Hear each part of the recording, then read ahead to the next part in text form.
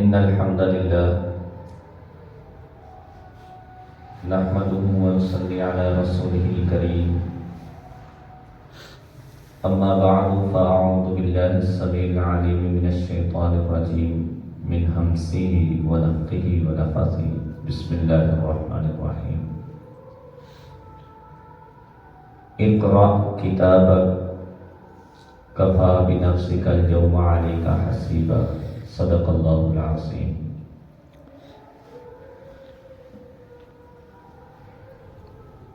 قرآن پاک کی یہ ایک آیت ہے جس کا مطلب اور مفہوم یہ ہے کہ کل قیامت والے دن جب بندہ اپنے رب کے سامنے پیش ہوگا تو اللہ تعالیٰ نے جو انسان کو دنیا کے اندر زندگی دے کے ایک موقع فراہم کیا، اس زندگی کا حساب اللہ تعالیٰ نے لینا ہے۔ اور یہ بات حقیقت ہے کہ جو بھی اس دنیا میں آیا ہے اس نے ایک نہ ایک دن اس دنیا کو چھوڑ کے بھی جانا ہے۔ کل نفس ذائقۃ الموت، ہر ذی روح نے موت کا ذائقہ چکھنا ہے۔ تو اس دنیا کے اندر ہم نے جتنی زندگی بھی گزارنی ہے، جتنا وقت اللہ تعالیٰ نے ہمیں اس دنیا میں دیا ہے، اس کا حساب اللہ تعالیٰ نے دینا ہے۔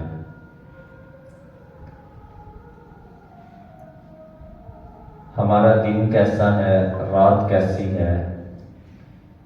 ہم نے وقت کس طرح گزارا، ہماری مصروفیت کیا تھی، اور کس کی رضا کے لیے ہم نے وقت گزارا، اور کس کو خوش کرنے کے لیے ہم نے جو معاملات کیے، یہ سارا قیامت والے دن اللہ تعالیٰ نے حساب لینا ہے۔ اور انسان کی نگرانی کے لیے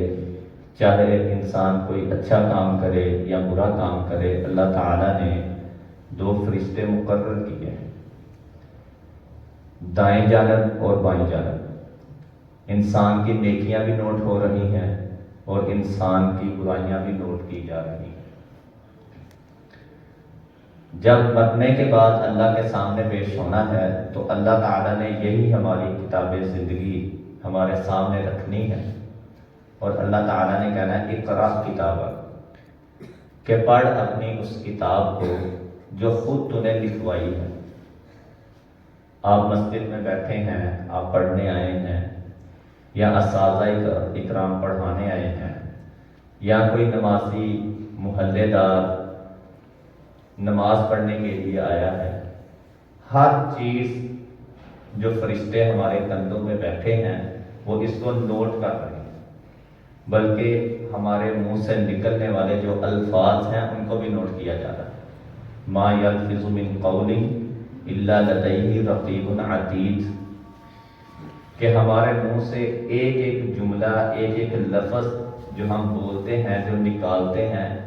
جو اللہ تعالیٰ نے 2 نگران مقرر کیے ہیں، وہ ان کو بھی نوٹ کر رہے ہیں۔ تو کل قیامت والے دن جب ہماری کتاب زندگی ہمارے سامنے ہوگی تو کہا جائے گا اقرأ کتابک، پڑھ اپنی اس کتاب کو جو تو نے خود لکھوائی ہے۔ کفیٰ بنفسک الیوم علیک حسیبا، آج تیرے حساب کتاب کے لیے یہی کتاب کافی ہے۔ تو اس آیت کو مد نظر رکھ کے ہم ذرا تھوڑا سا اپنے معاملات کو دیکھیں، اپنے دن رات کو دیکھیں، یا اپنے افعال کو دیکھیں، اپنے اقوال کو دیکھیں کہ ہماری مصروفیت کیا ہے، ہم کس طرح زندگی گزار رہے ہیں۔ اس زندگی کا ہم نے حساب دینا ہے۔ اگر یہی چیز انسان سمجھ لے، اسی کے اوپر سوچ لے، تو انسان کی لائن بالکل سیدھی ہو سکتی ہے۔ آج آپ دیکھیں معاشرے کے اندر نکلیں، آپ کو ایسے لوگ ملیں گے کہ جو اپنے آپ کو دیندار تو کہتے ہیں، کلمہ گو ہیں، لیکن ان کے کام ایسے ہیں کہ جن کا ہمیں قرآن و حدیث کے اندر حکم نہیں دیا گیا۔ آج مسلمان ہی ہیں جب اذان ہوتی ہے تو نماز کو چھوڑ دیتے ہیں، اپنی چیز کو بیچنے کے لیے جھوٹ بولتے ہیں، اپنی چیز کو سیل کرنے کے لیے لوگوں کو دھوکہ دیتے ہیں، ذاتی فائدے کے لیے، دنیاوی فائدہ حاصل کرنے کے لیے ہم ایک دوسرے کو دھوکہ دیتے ہیں۔ اگر ان تمام لوگوں کو یہ پتہ ہو کہ ہمارا دھوکہ دینا، ہمارا جھوٹ بولنا، یا ہمارا نماز چھوڑنا، یا کوئی گناہ کا کام کرنا، یہ ایک ایک چیز نوٹ ہو رہی ہے، اور کل قیامت والے دن یہی نوٹ کی ہوئی چیزیں اللہ تعالیٰ نے ہمارے سامنے رکھنی ہیں، تو یہ کبھی بھی گناہ نہ کریں، صرف اس وجہ سے کہ دین سے دوری ہے، آخرت کو ہم بھول چکے ہیں، ہم نے اللہ کو حساب دینا ہے، اس چیز کا ہمیں پتہ ہی نہیں، جس وجہ سے ہر کوئی اپنی مرضی کی زندگی گزار رہا ہے، حالانکہ ہمارا دنیا میں آنے کا یہ مقصد نہیں تھا۔ اللہ تعالیٰ نے دنیا کو بنایا، اس میں جنوں انسانوں کو بسایا، ان کی ہدایت کے لیے اللہ تعالیٰ نے کتابوں کا نزول کیا، انبیاء علیہ السلام کو مبعوث کیا، انسان کو زندگی دینے کا مقصد، دنیا بنانے کا مقصد، وہ بھی اللہ تعالیٰ نے قرآن پاک کے اندر ذکر کیا کہ وَمَا خَلَقْتُ الْجِنَّ وَالْإِنسَ إِلَّا لِيَعْبُدُونَ، کہ میں نے جنوں اور انسانوں کو صرف اور صرف اپنی عبادت کے لیے تخلیق کیا تھا، تاکہ یہ دنیا میں آئیں اور میری دی ہوئی چیزوں کو اپنائیں اور میرے دیے ہوئے احکامات ان کو اپنائیں، جب کل قیامت والے دن مجھے حساب کتاب دیں تو ان کا حساب کتاب ایسا ہو کہ اس میں اللہ کی نافرمانی شامل ہے۔ لیکن آج ہم کس طرح کی زندگی گزار رہے ہیں؟ آپ خوش نصیب لوگ ہیں کہ آپ الحمدللہ مسجد کے اندر بیٹھ کے پڑھتے ہیں، اس ادارے میں پڑھتے ہیں، اور جتنے بھی ادارے بنے ہیں دینی تعلیم کے لیے، وہاں پڑھنے والے لوگ خوش نصیب ہیں اس اعتبار سے کہ یہ اس کتاب مبین کی تعلیم حاصل کر رہے ہیں جو اللہ تعالیٰ نے ہماری ہدایت کے لیے نازل کی۔ آپ کا یہاں پڑھنا، اساتذہ کا پڑھانا،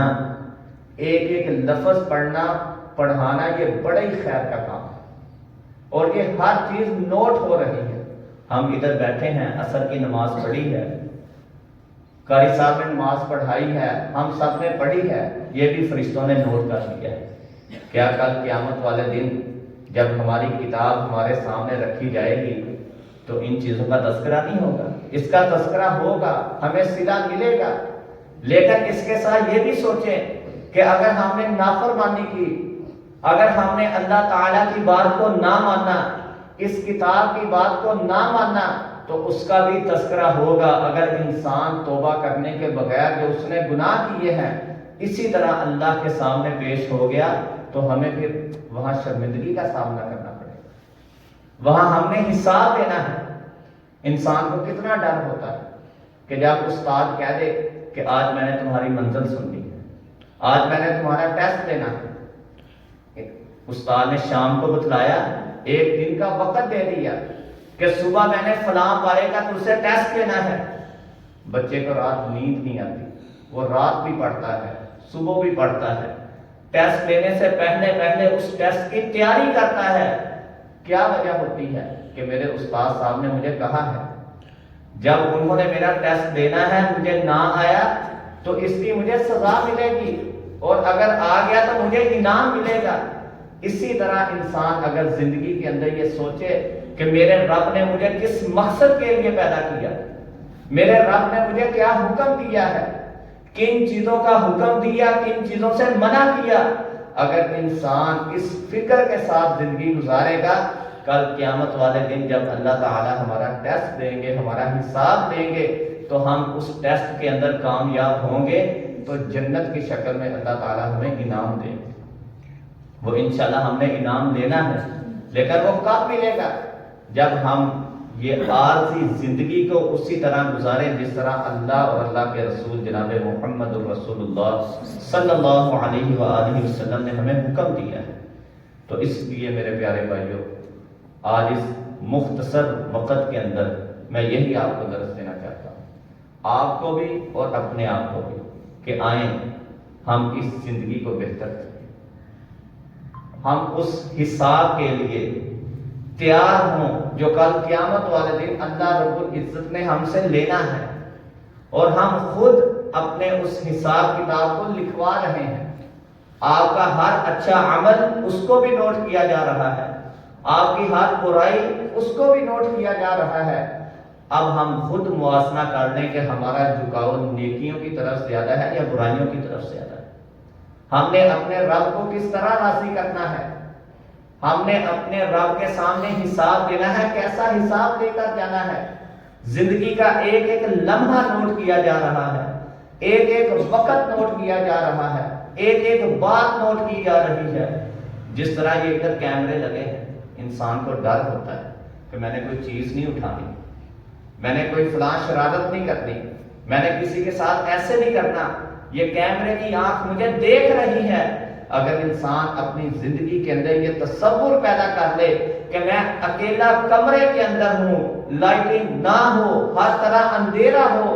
لیکن میرے رب کی آنکھ مجھے دیکھ رہی ہے، انسان کبھی بھی گناہ نہ کرے۔ تصور ہی نہیں ہے کہ انسان گناہ کرے۔ انسان گناہ کب کرتا ہے؟ جب انسان کو شیطان یہ بلا دیتا ہے کہ مجھے کوئی نہیں دیکھتا۔ آپ جتنا مرضی اکیلے ہو کر بیٹھ جائیں، اندھیرا کر لیں، لیکن یہ سوچیں کہ میرے رب کی نظر ہر وقت میرے اوپر ہے، میرا رب مجھے دیکھ رہا ہے۔ میں گناہ کروں تب بھی، میں نیکی کروں میں تب بھی میرا رب مجھے دیکھ رہا ہے۔ جب یہ تصور پیدا ہو جائے گا تو انسان کبھی بھی گناہ نہیں کرے گا۔ تو اس لیے میری اللہ سے دعا ہے کہ اللہ تعالی ہم سب کو اسی طرح زندگی گزارنے کی توفیق عطا فرمائے جس طرح اللہ تعالیٰ نے ہمیں حکم دیا ہے، اور قرآن و حدیث کے مطابق زندگی بسر کرنے کی اللہ ہم سب کو توفیق عطا فرمائے۔ وما علینا الا البلاغ المبین۔